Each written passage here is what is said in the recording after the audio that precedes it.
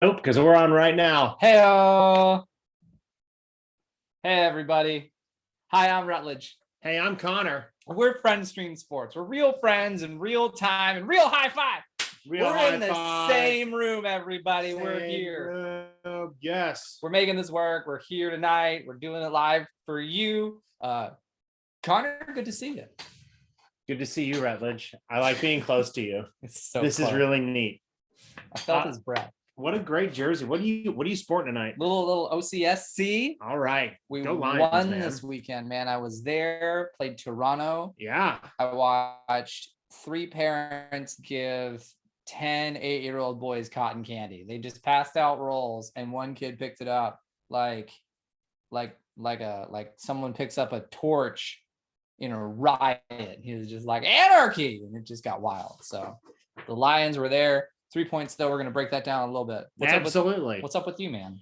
We're doing well. We're excited for tonight. It's getting hot out there, and we are really excited to see everybody tonight. Thanks. We got Steven already on, rocking and rolling. Hello. So sorry for being a few minutes late. Had a little bit of a technical difficulty, but that's okay. That's what happens in live shows. It's live shows. The show must go wrong, as Connor said when we were having technology difficulties. Oh yeah. But Rutledge, do you want to get to our big announcement now? Our big announcement. Without further ado, biggest announcement. So why are we live tonight? Well, we're live tonight because my house is a wreck. So it has come into big decisions that I have decided to move. I'm moving out of the Orlando area to the Georgia, South Carolina area in the Augusta area. So while Friend Stream Sports is always done via the internet, Connor and I wanted to get together one last time in person as well, I can't play PlayStation right now. I don't even know where it is. We will miss you, Rutledge. We will miss you so much. But as you so gleefully pointed out, Friend Stream Sports works on the internet.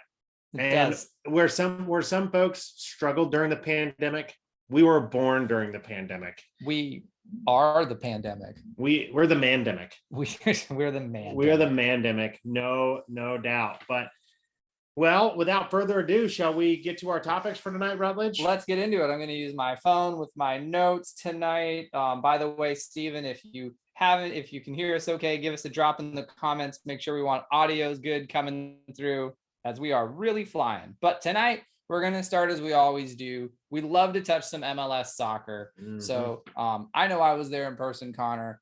Saw Akindelli score that early 12-minute goal. No Nani because he shoved a referee. So for those of you non-soccer fans, when your main staple player is out, it's almost kind of the same impact as basketball. When LeBron James wasn't with the Lakers for previous shows, they really tanked. But Nani wasn't there, but how did it go without him? You know, we got the win, and as one of the things that we've been talking about, Rutledge, is Orlando hangs on. That's kind of been the theme. Getting to watch Orlando City throughout their existence. We've transitioned from being the team that would always give up the late goal, draw Orlando City, as I like to refer, to refer to older renditions of the Lions. But Orlando City hangs on and doing it with defense, which I think is really, really important. Didn't have Nani, but you also don't have Daryl DK, and Pato is still out, right? As I kind of shared last week, I'm kind of suspecting that they're going to be really gearing towards and probably trying to get both of those guys healthy and ready to roll for that June 19th game after that international break. Yeah, so it'll be really good to see. What is the timeline for Pato? They said 3 to 6 weeks. You know, it could be, if he's healthy now, like he's kind of getting into that earlier range. So that's what I'm saying. You know, if Orlando was really struggling and losing, I could have seen a situation where they were trying to rush him back. But because we're second in the East right now, you know, there's probably a thought of, hey, let's not rush it. Let's make sure you're good and healthy. It's a long season. So that's I'm eyeing that June 19th game is a really big game for the Lions for sure. So it's going to be huge. Let me ask you this. We saw a great performance by Sylvester Vandervater. Who do you think are the 3 strongest Lions in midfield? In midfield, Right now, I think Oscar Pereira is still trying to put it together. Sylvester had a really good showing. I really think though that blanking on my players, Connor, because we put me on the spot. Mueller has always been a linchpin.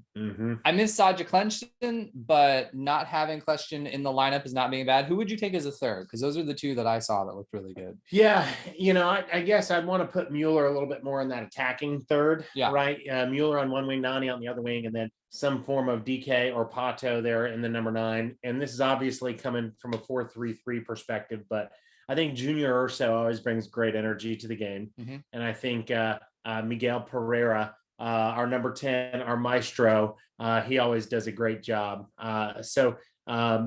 Number 3, if we get similar renditions of Sylvester Vandervater, I could see that he just played himself into a midfield role.